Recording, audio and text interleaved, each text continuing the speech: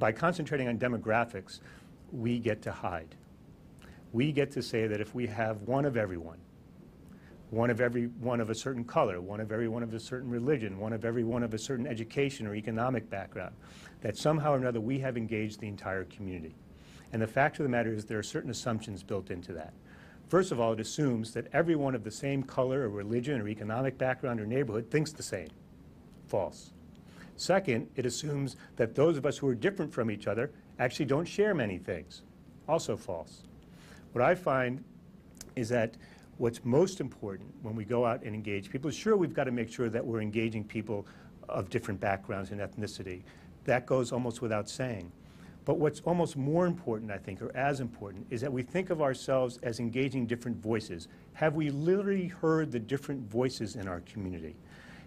Because there are different perspectives. And so it could be that people within the African American community, for instance, have different points of view on something like school choice, or on safety issues, or people in another area or of another group have differences.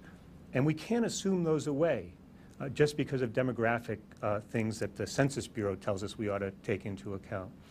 So the principle here is, let's make sure that we're hearing different voices in the community.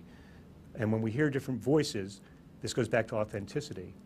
We'll have a better sense of the reality in which people live, and we'll be able to deal with that reality more effectively.